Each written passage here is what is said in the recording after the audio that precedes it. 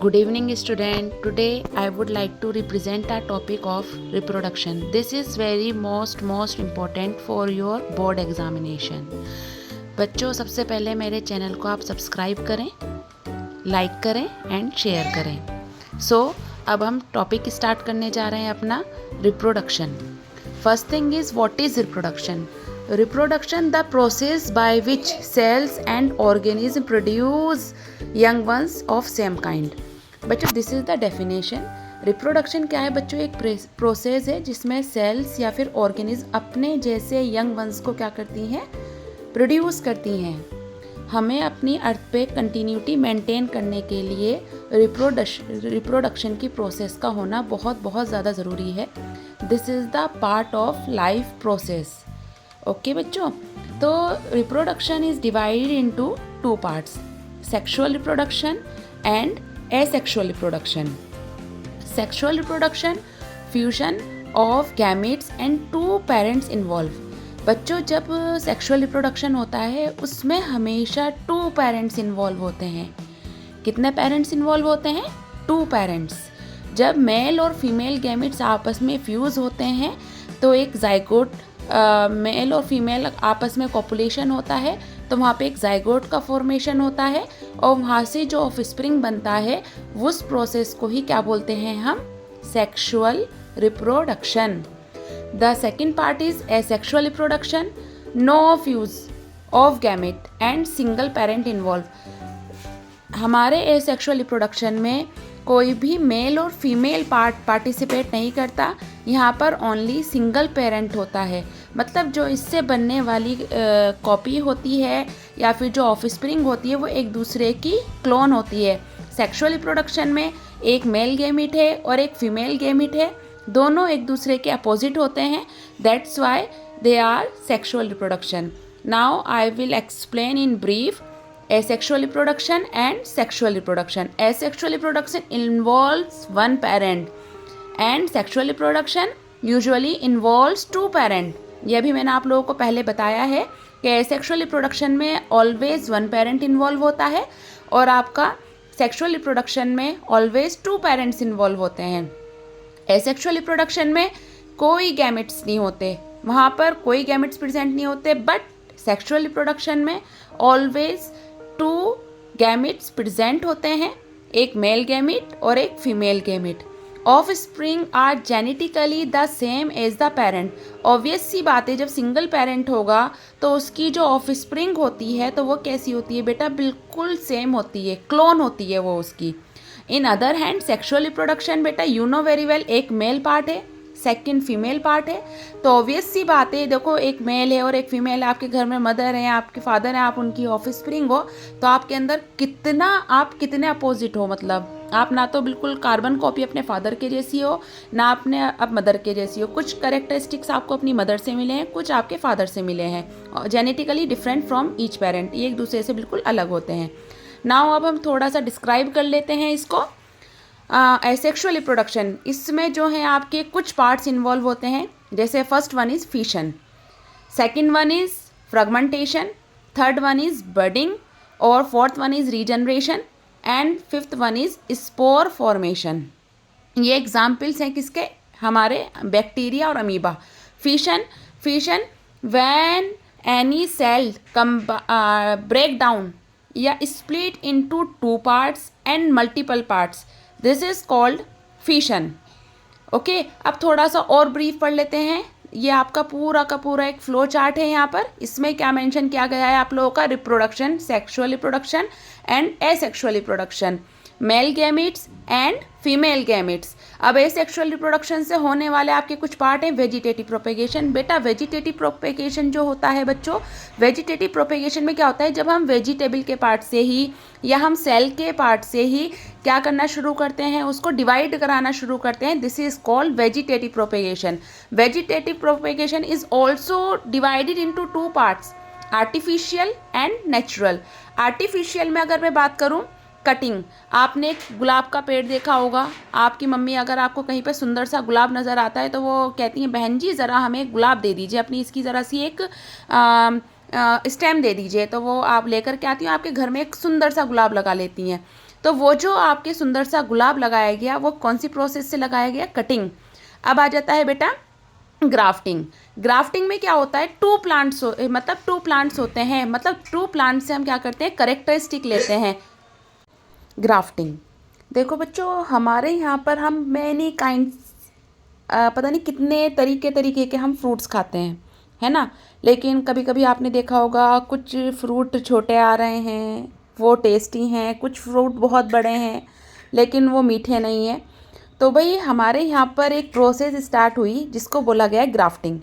इसमें एक root part लिया जाता है और एक स्टेम अपर पार्ट लिया जाता है, स्कियन, और एक नीचे का पार्ट लिया जाता है। उसको आपस में क्या किया जाता है, बाइंड किया जाता है, बांधा जाता है, एक रैप किया जाता है उसे। और रैप करने के बाद में उस पर जो फ्रूट आते हैं, हमेशा यू नो वेरी वेल आपने पढ़ा होगा डोमिनेंस एंड रिसेसिव। डोमिनेंट मतलब एक फ्रूट का जो मीठा पार्ट है, स्वीट पार्ट है, वो उसका डोमिनेंट नेचर है, और एक जो फ्रूट है उसका जो बड़ा वाला पार्ट है उसका वो डोमिनेंट नेचर है। तो उसमें जो दोनों क्वालिटी मिक्स होकर के हमें मिलती हैं, वो कौन सी प्रोसेस से मिलती है, वो है आप लोगों का ग्राफ्टिंग। आपकी जो थर्ड वन है आर्टिफिशियल वेजिटेटिव प्रोपेगेशन का, वो है लेयरिंग। बच्चों लेयरिंग में क्या होता है आप लोगों का, आपने बड़े सुंदर सुंदर से फूल देखे हैं, तो वो क्या होती है, उनकी ना लेयरिंग की जाती है। उसमें क्या करी जाती है, छोटे छोटे से स्टेम लिया जाता है, उसको हम क्या लगाते हैं, सॉइल में लगाते हैं, और सॉइल में लगाने के बाद में वहाँ पे उसकी क्या बनती चली जाती है, लेयर्स बनती चली जाती हैं, है ना। तो जैसे layering is the example of jasmine. Okay अब आता है टिश्यू कल्चर। बेटा tissue culture is very very most important topic. According to me this topic is very very most important. ये मोस्टली आपसे ना वन में या शॉर्ट नोट में आपसे पूछा जाता है व्हाट इज टिश्यू कल्चर। इसके टिश्यू कल्चर का क्या फ़ायदा है? बेटा टिश्यू कल्चर का ये फ़ायदा है, इसमें हम क्या करते हैं, टिश्यू कल्चर में एक प्लांट लिया जाता है, उसके जो अच्छे क्वालिटी का प्लांट होता है तो उसको ले लेते हैं, और उसके छोटे छोटे से कैलस ले लिए जाते हैं। कैलस को क्या किया जाता है, जो आपने कंट्रोल एंड कोऑर्डिनेशन में पढ़ा था, auxin, cytokine, gibberellin, this is the plant hormone, जो कि हमारे प्लांट के लिए बहुत बहुत ज़्यादा इम्पोर्टेंट होते हैं और बहुत ज़्यादा बेनिफिशियल होते हैं। तो इसमें टिश्यू कल्चर में क्या किया जाता है, जो छोटे छोटे से पार्ट्स होते हैं प्लांट्स के, उनको ले लिया जाता है, फिर उनको आर्टिफिशियली क्या दिया जाता है, हार्मोन्स दिए जाते हैं फॉर, उसको वो स्टिमुली देता है प्लांट की ग्रोथ के लिए, और वहाँ पे प्लांट क्या करना शुरू कर देता है, ग्रो करना शुरू कर देता है। तो वहाँ पर क्या किया, छोटे छोटे से टिश्यूज़ को लिया और उसमें एक जेली लाइक स्ट्रक्चर होती है जिसमें आपके प्लांट हार्मोन प्रेजेंट होते हैं, उसमें उसको डाला गया, और फिर कुछ टाइम के बाद में उसके कैलस बनना स्टार्ट होते हैं, देन एक छोटा सा प्लांट निकल के आता है। आपसे यहाँ पर एक और पूछा जाता है कि इसके क्या बेनिफिट्स हैं टिश्यू कल्चर के। बेटा टिश्यू कल्चर के जो बेनिफिट्स हैं वो ये हैं कि जो एक छोटे से टाइम में हम बहुत ज़्यादा प्लांट्स को ग्रो करा सकते हैं, और दूसरा जो ये प्लांट्स होते हैं ये कैसे होते हैं, डिजीज़ फ्री प्लांट्स होते हैं, है ना। This plants are disease free and ये एक छोटे से टाइम में बहुत बहुत ज़्यादा से ज़्यादा प्लांट्स को ग्रो कराया जा सकता है, और ये क्या होते हैं, बहुत ज़्यादा बेनिफिशियल होते हैं, किसके लिए, फार्मर्स के लिए, जो आप लोगों के ये जो हमारे डेकोरेशन वगैरह करते हैं उनको फ्लावर्स की रिक्वायरमेंट होती है, उनके लिए बहुत बहुत ज़्यादा क्या होते हैं, बेनिफिशियल होते हैं। अब देखिए next one is natural vegetative propagation. जब हम क्या करते हैं, नेचुरली प्लांट का क्या कराते हैं, ग्रो कराते हैं। जैसे हम किसी रूट को, अगर मैं यहाँ पर एक बात एक्सप्लेन करूँ, नेचुरल वेजिटेटिव प्रोपेगेशन में क्या लिया जाती है, रूट्स ली जाती हैं। रूट्स से हम क्या करते हैं, प्लांट को ग्रो कराते हैं। मतलब जैसे आपका क्या आ गया, स्वीट पोटैटो, वो किसकी हेल्प से ग्रो कर रहा है, आपकी रूट्स की हेल्प से। एक आ गया आपकी लीफ से, जो आप लोगों की लीफ होती है वो मैच्योर होती है, मैच्योर होने के बाद में क्या होती है, उससे आपका एक नया प्लांट डेवलप हो जाता है। Bryophyllum is the example of leaf vegetative propagation. Stem का भी एक एग्जाम्पल है आप लोगों का, वो है ग्रासेस में भी क्या लिया जाता है, आप लोगों की स्टेम्स ली जाती हैं, उससे प्लांट को ग्रो कराया जाता है। अब देखिए आपका नेक्स्ट पार्ट है फ्रैगमेंटेशन से आपको समझ में आ रहा होगा, फ्रैगमेंट मतलब प्लांट के ही पार्ट से किसी को ग्रो कराना मतलब फ्रेगमेंट, छोटे से एक पार्ट से एक बड़ा सा प्लांट को डेवलप करा लेना। मतलब हम क्या लेते हैं, एक हमारी जो प्लांट होता है उसकी लीव जब मैच्योर होती है और वो टूट करके जब नीचे गिरती है तो उससे एक ही प्लांट आप लोगों के ग्रो कर जाते हैं, किससे, एक ही प्लांट की फ्रेगमेंट से। उसी प्रोसेस को बोलते हैं हम fragmentation. Spirogyra is the example of fragmentation. देखिए अब स्पोर फॉर्मेशन का अगर मैं आप लोगों को सिंपल वर्डिंग में समझाऊं, आप लोगों का जो स्पोर फॉर्मेशन है, आपने ना ब्रेड देखा होगा, ब्रेड। आपकी मम्मी कभी कभी जब रिश्तेदारी में गई, फ्रिज बंद करके चली गई और ब्रेड रखा हुआ छोड़ दिया किचन फ्रिज के अंदर, तो वहाँ पे उसका जो फेवरेबल कंडीशन थी वो थी थोड़ा वार्म टेम्परेचर, है ना, और मॉइस्चर। तो उससे आप क्या देखते हो, उसके ऊपर आपको फुई लगी हुई नज़र आती है। अगर आप बहुत हल्के से देखो, डीपली देखो, तो उसके ऊपर आपको क्या नज़र आते हैं, थोड़े थोड़े हाइफी निकले हुए नज़र आते हैं। वो जो हाइफी निकले हुए नज़र आते हैं तो उसके अंदर क्या प्रेजेंट होते हैं, आपके स्पोर्स प्रेजेंट होते हैं। वो जो स्पोर्स होते हैं वो क्या होते हैं, थोड़ा स्प्रेड होते हैं, और स्प्रेड होने के बाद में वो अपने स्पोर को से नया एक हाइफी बनाते हैं, और नेटवर्क ऑफ हाइफी को बोलते हैं माइसीलियम। तो ये किस प्रोसेस को बोलते हैं हम, स्पोर फॉर्मेशन। और अब हम चलते हैं बडिंग। बडिंग में क्या है बच्चों, आपने बड का तो नाम सुना होगा। बडिंग का जो एग्जाम्पल है आपका, एक तो ईस्ट है और दूसरा है आप लोगों का hydra. Hydra is very very most important. तो हाइड्रा में क्या होता है, जब हमारी प्लांट की जब एक कली निकलती है, समझते हो ना, कली, कली को बोला जाता है बड। तो उसको क्या करा जाता है, उसको दूसरी जगह पर क्या किया जाता है, ग्रो कराया जाता है।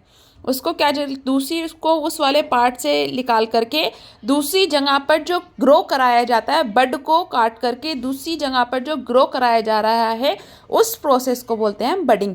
मतलब बड को कट करके दूसरी जगह पर हमने उसे ग्रो कराया, this process is called budding. And budding का जो नेक्स्ट सेकेंड एग्जाम्पल है वो है hydra. Hydra is very very most important, है ना। अब सेकेंड थिंग आती है आप लोगों की फिशन।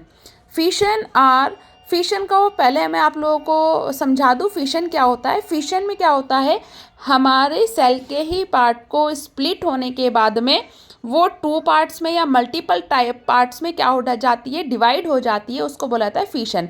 अब इसको डिवाइड करने वाला कौन होता है, आपको अगर मैं एक एग्जाम्पल दूँ, अमीबा। अमीबा क्या होता है, सिंगल सेल एनिमल है, उसके बीच में प्रेजेंट होता है क्या, न्यूक्लियस। अब वो न्यूक्लियस स्प्लिट होता है, और स्प्लिट होने के बाद में एक कंडीशन ऐसी आती है तो वो टू डॉटर सेल में डिवाइडेड हो जाता है। जब वो टू डॉटर सेल्स में डिवाइडेड हुआ तो इस प्रोसेस को बोला जाता है क्या, आप लोगों का बाइनरी फिशन। क्या बोलते हैं इसे, जब टू पार्ट्स में डिवाइडेड होता है, न्यूक्लियस का स्प्लिट होना और पेरेंट से न्यूक्लियस का स्प्लिट होना और उसके बाद में टू डॉटर सेल में कन्वर्ट हो जाना, this process is called binary fission. इसके एग्जाम्पल हैं आप लोगों के अमीबा और यूग्लिना। अब second one is multiple fission. Multiple से समझ में आ रहा होगा, देखो बाइनरी से तो मतलब दो, अब मल्टीपल से आपको समझ में क्या आ रहा है, मतलब मल्टीपल से ये है कि वो मल्टीपली क्या हो रहा है, डिवाइड हो रहा है। क्या हो रहा है, मल्टीपली क्या हो रहा है, डिवाइड हो रहा है। तो मल्टीपल तरीके से कैसे डिवाइड हो रहा है वो, जैसे एक एनिमल है या एक सेल है, उसमें बहुत ज़्यादा क्या प्रेजेंट होते हैं, न्यूक्लियस प्रेजेंट होते हैं। और वो न्यूक्लियस में क्या होती है, जो उनकी आउटर मोस्ट शेल होती है वो ब्रेक डाउन होती है, और ब्रेक डाउन होने के बाद में वो बहुत एक साथ में बहुत सारी सेल्स को ग्रो कराती है। तो उस तरीके के फिशन को बोलते हैं मल्टीपल फिशन।